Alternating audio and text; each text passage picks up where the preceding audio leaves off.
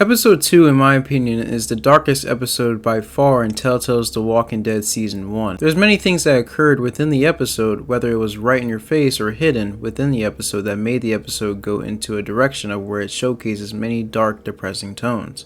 So I want to dive in and give a quick summary of episode 2, and afterwards give my explanation as to why this episode is quite dark. Now before you even begin to start the episode, I want you to take notice of the title saying "Starved for Help." This title gives off two indications for what the whole episode is going to be centered around.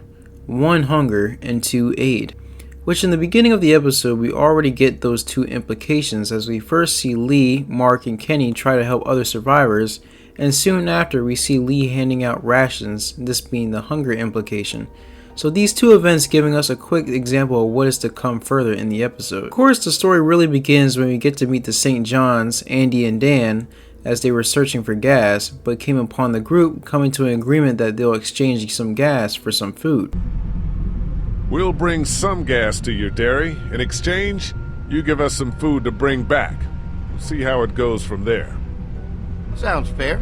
A couple gallons should power one of our generators for a while. You can see, of course, the choice for the group to ultimately go to the St. John Dairy was pretty high, since the group was essentially on their last leg on everything, slowly but surely getting more and more hungry by the second, and really just losing hope by the minute. So part of the group tag along with the St. John's to the dairy farm. The group ultimately arrived to the farm despite encountering bandits along the way, and as part of their deal they obtained a basket of food since they gave them gas. Carly and Ben end up going back to the motor inn to bring back the food and bring the rest of the group to the dairy, and Lee and Mark help secure the perimeter, trying to win over the St. John brothers' trust so that way the group in the long run can stay at the dairy rather than the motor inn. As Mark and Lee are securing the perimeter and getting the walkers off the electric fences, the fences end up turning on, and unfortunately enough, bandits end up attacking out of nowhere and end up injuring Mark. Lee and Mark escape barely back to the house, and as soon as the St. John's notice that Mark is hurt, they take him in to take care of him. After this, Danny suggests that him and Lee should go and look to see if they can find one of their bandit camps. The duo find one of the camps, and within the camp, Lee finds Clementine's hat, as she mentioned in the beginning that she lost it. How you doing, Clementine? Okay. Where's your hat? I don't know. Can you help me find it? Sure. When did you lose it? I had it a couple days ago. I promise. If I find it, I'll let you know. Lee, being confused, gets ambushed by a woman named Jolene. This woman says some things that are very interesting as well as outright crazy statements. But before she decides that she wants to kill Lee and Danny or Lee shoots the woman, ending their search to find any more bandit camps. Once the guys get back, Lee goes to the barn to check up on everyone until he notices a door in the back of the barn that seems unnerving. Kenny also notices this door, and so he and Lee decide to find a way to open the door while distracting Andy, that way the two of them don't get caught. Lee goes ahead and messes with the generator, distracting Andy, and goes to the back of the barn to open the door. The dinner bell ends up ringing, and so Kenny says that he'll make an excuse for Lee so that way he can find out what's on the other side of the door. Lee ends up finding out what's inside, but gets stopped by Andy saying that dinner is ready. The group all sit around the dinner table, but Lee, being skeptical, asks where is Mark. Brenda makes an excuse saying that she already brought a plate up for him and that he's resting upstairs. Lee goes upstairs and finds that Mark is in the bathroom alive and legless and tells Lee not to eat dinner. Lee rushes downstairs to prevent Clementine from eating the food and shortly thus telling the group that the St. John's are cannibals. Now I'll stop here since I feel as though this is a good stop for me to give my points. Going back to where we first meet the bandits as the group were with the St. John's, how the story is portrayed in the beginning of episode 2 is shown to us that the bandits were going to be the main threat in the episode, in which they did a great job of making us, the player, think that the bandits were presumably going to be the primary antagonists of the episode, and that the dairy is this all safe, protected place to be. Like I said earlier, the whole episode is filled with hints and subtle notions that something is off, for which for us, as to why the episode is dark, is mainly due to how the episode keeps you in an oblivious and unknown state the whole time.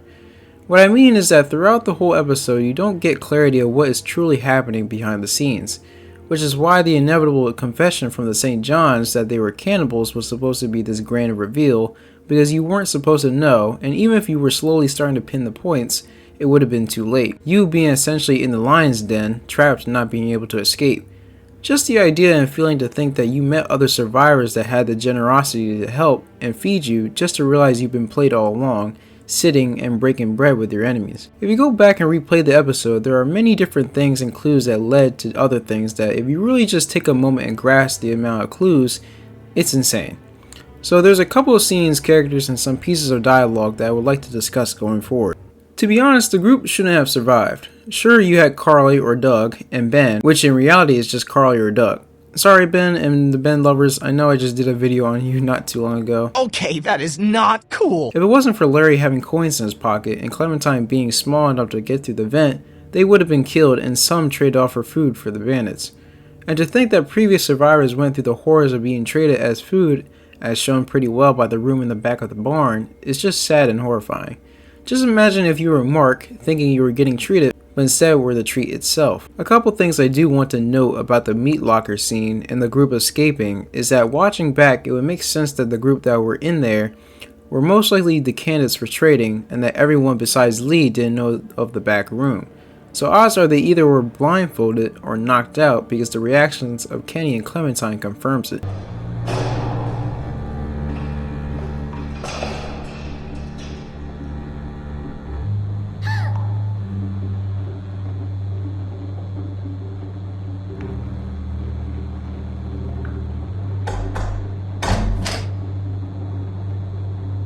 Are you okay? Did anyone see you? No, but there's a man outside.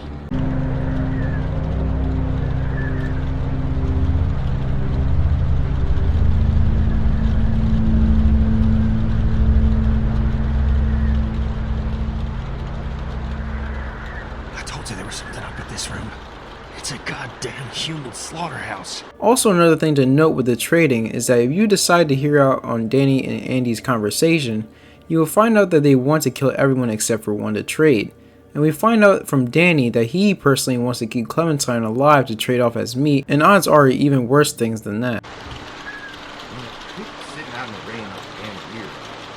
Mama says we can't keep that many folks alive and not expect trouble. Pick one to keep and kill the rest. Not pick which one. Not to kill. And with me on the trade. Pretty scary stuff, but it makes sense especially from Danny's character, because throughout the whole episode it was pretty clear that Danny was a strange, creepy dude, and was hinted that he was a pedophile to some degree, since he mentions talking about some schoolgirls that would come to the dairy for tours, that with what they were wearing it sounded as though he took a liking to them. Used to get these school kids on tours back before the dead time. Yeah, kids laughing and playing. All the girls running around here in their springtime dresses. It was nice. In addition to this, I want to go back and talk about Jolene, more specifically her dialogue and how her story links up with the bandits in the St. John's. Going back to where Lee and Danny are confronted by Jolene, we get informed of a few things. One, that she used to be a part of the bandit group after presumably gathering at the save lots for refuge, as we see her wear a vest. Two, she ended up leaving the bandits because of what happened to her daughter presumably getting R-word by the same bandit group. This being supported by how she says the bandits stole her daughter and took her into the woods, as well as her saying it in her recording while Lee's group found a video recorder in the back of an abandoned car at the end of the episode. What happened to you? Well, that's a hell of a question, mister. They told me I'd be safe with them, men who lived here, but it weren't safe. Not for me, and not for my girl. They didn't treat her nice. Not at all. They took her away into the woods. Wouldn't tell me where. And I begged them every way I could think. They just laughed. So I killed them. And I'm staying here till she comes back to me. One way or another. She'll come back. Jake, Bart, Linda, and all y'all fucking sickos from the save lots. They call y'all bandits, but you're fucking raping mom. Which you can see that the bandit in the beginning of the episode is the same guy that we see in the recording, as well as the main dude in the beginnings of episode 3. And 3, that she ultimately knows that the St. John's use human meat to trade to the bandits, thus almost spilling the reveal before getting shot by either Dan or Lee. Go on, tell him, boy. Tell him what you got in mind for us.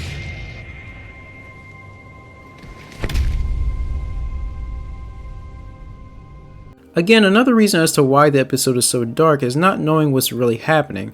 Who are the St. John's really? Is Jolene's daughter still alive? What is the meat that the St. John's are trading? When was Jolene able to get Clementine's hat, and how long was she spying on the group for, since we see her recording on her camcorder at the end of the episode? And it's sad to know that Jolene herself wasn't an antagonist, but more so a mentally unstable mother, which rightfully so. I mean, if you discovered the horrors of what happened to your daughter being told from the same people that did those horrible acts, or the same people that told you and your daughter would be safe with them, it's heartbreaking. Makes you wonder how long was Jolene out in the woods for after the incident with her daughter to make her get to the point of thinking that Clementine was her own child, saying that Lee stole her from her. Same to you, Where did you get this hat?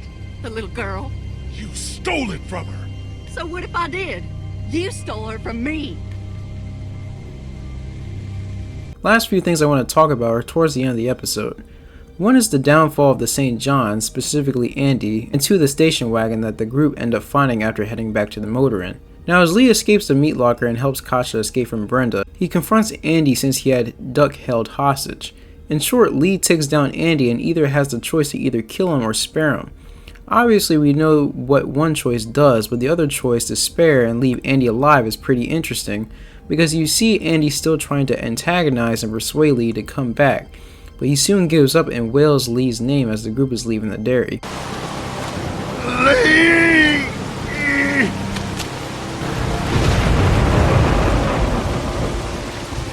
They're getting in!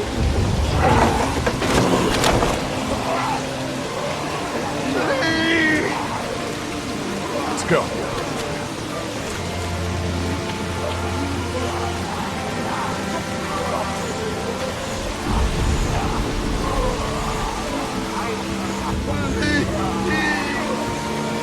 I personally think this scene is very well done because it provides you with the sense of the chaos of what just happened is finally over, and that everything that has happened is coming to a close as we see Andy kneel down in the rain and the walkers slowly overrun the dairy. Also to note is the similarities of Lily and Andy in terms of loss, as Andy just lost the only people he cared about, which is similar to Lily since she lost her father, Larry, the only person she had left in the world. To see that Andy is now experiencing the same thing, despite all the horrendous things that him and his family have done since the outbreak and the death of their father, or husband Terry, it shows that he's still human and has people that he cares about. And with him crying out Lee's name pretty much signifies his mourning and grief of what happened to his home and family. Last is the station wagon in the woods. Now, for those who don't know the whole story of season 1, you will note that the station wagon belongs to the stranger that we see in episode 5. The stranger being the guy that was talking to Clementine on her radio and practically luring her to come to Savannah to meet her parents. Anyways, in the episode, the stranger explains to Lee that the reason as to why the station wagon was unattended and left on was that he was looking for his son since him and his son were out hunting, but the son ends up missing. He then says that him, his wife, and daughter all decided to go looking for him, but end up never finding him. Furthermore, he explains his situation after the station wagon incident made it to where his wife decided to take their daughter away from him, but this action further backfires as the wife and daughter wound up dead a day later. My son Adam went missing. I took him out hunting even though my wife said he was too young. I figured he had to learn. I came back without him and the look on her face said, "You are a monster." We all went out looking for him. We never found him. I hurt her so bad. And then we came back, and all our stuff was gone. Your people, Lee. That asshole in the ball cap. His stupid fucking wife. I could have earned her trust back if they hadn't made our situation so desperate. The hungrier we got, the more she blamed me. Until she finally took our daughter Elizabeth and left. They didn't get far. I found them a day later in the road. Do I look like a monster to you? Despite the story being very sad and depressing, I want you guys to notice how that even in episode 5, the last episode of season 1, amplifies what episode 2 is about. Remember the title? Starved for help? You had Ben's group in the beginning of the episode that needed help because their teacher was in danger. You had Lee's group that slowly but surely was getting more and more hungry from the lack of rations and overall needing somebody to provide something for them. You had Jolene that needed help trying to find her lost daughter that got sexually assaulted by the bandits and may or may not be alive. You had Lily who needed help to revive her dad back in the meat locker. and you had the stranger that needed help finding his son and obtaining for food for the remainder of his family. And notice how all these situations and more backfired or went south because they were all starving for help in some way. I think it's fair to say that episode 2 is rather dark because it deals with a lot of things that are deemed as very gloom and doom. But I will say with that, I also believe that episode 2 is one of, if not the most important episode in season 1, just due to how much it affects the later portion of the game. Overall, the dark tone of episode 2 is really what made the episode so great because it allowed the story to go into a direction that shows the possibilities of what horrors can occur within the Walking Dead universe. Don't worry, little girl. Bandits got their eye on that dairy. As long as they keep getting food from them, you'll be safe. I promise.